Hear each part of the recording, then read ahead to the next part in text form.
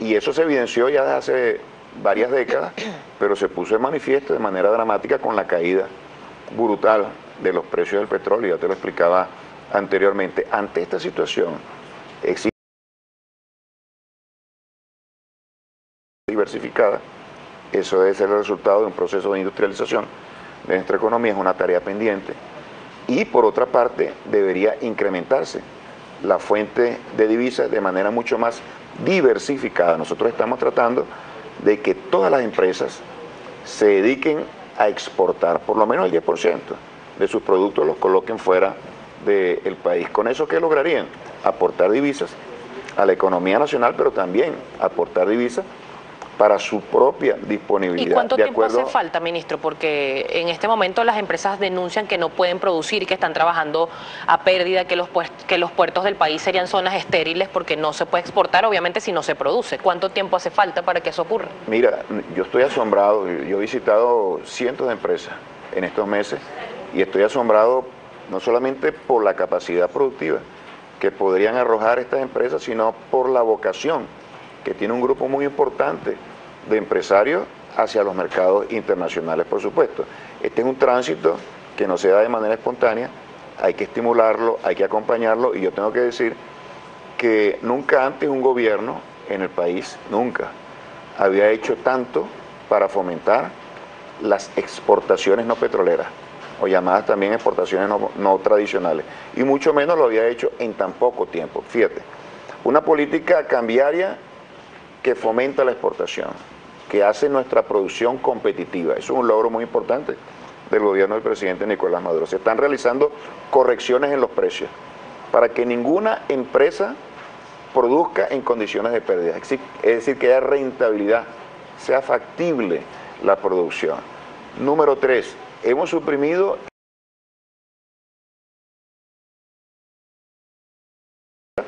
tenemos nosotros que la exportación no solamente se ha convertido en la actividad más rentable de la economía nacional, sino también en una de las actividades más sencillas a desarrollar. ¿Qué se está exportando en este momento? Y para finalizar, dos cositas y te respondo eso.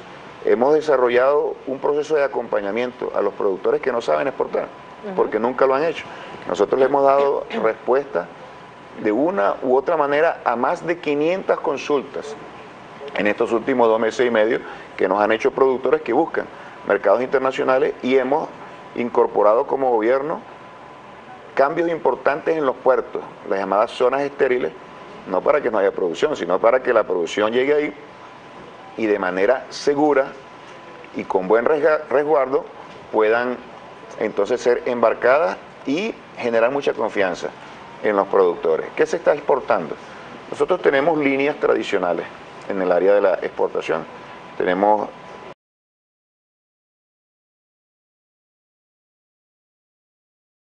el acero y toda la metalmecánica, el aluminio, hasta sus últimos eslabones de la cadena, el sector petroquímico, el sector plástico, el sector forestal y la madera, el sector de los alimentos, aunque te parezca contradictorio, tenemos frutas, tenemos frutos del mar, tenemos otros productos que se están exportando en estos momentos. Se podrá decir, ¿cómo se puede exportar si existe un alto nivel de desabastecimiento? La situación que vive nuestro país desde el punto de vista económico es una situación de crisis, una situación traumática, y el planteamiento es precisamente eso. Tenemos que diversificar e incrementar la fuente de divisas, porque ahí se explica el 80% de nuestros problemas. No hay divisa para que la economía funcione de una manera adecuada, y nosotros la tenemos que propiciar. Y eso es lo que hemos encontrado, un grupo muy importante de empresas que están en capacidad de competir, que tienen sus productos de buena calidad y que lo están colocando. ¿Dónde lo están colocando? Lo están colocando en el sur, en el marco del Mercosur, lo están colocando en el Caribe, lo están colocando en Centroamérica, también lo están colocando en Europa. Es decir, que los esfuerzos de integración que realizó el comandante Chávez se están traduciendo en estos momentos en un espacio para el desarrollo de las fuerzas productivas hacia los mercados externos. ¿Y esos ingresos en dónde se invierten? A eso iba. Nosotros estamos ofreciéndole a los exportadores que retengan el 60% de las divisas para desarrollar sus propios negocios, para poder solucionar las deficiencias de divisas que hay en el país para poder tener acceso a materia prima importada, y el 40% restante lo deben colocar a la tasa de cambio del DICOM en el Banco Central de Venezuela. Ese es un estímulo adicional, porque obtienen mucho dinero para cubrir sus gastos internos y obtienen divisas para poder cubrir sus gastos ¿Qué empresas externos. acceden al DICOM, ministro, y cuál es la explicación del comportamiento que ha tenido durante los últimos días? En un primer momento, cuando estaba el dólar CIMADI, en este caso, no llegó a romper la barrera de los 200. Sin embargo, cuando se pasó a ser divisa complementaria, sí.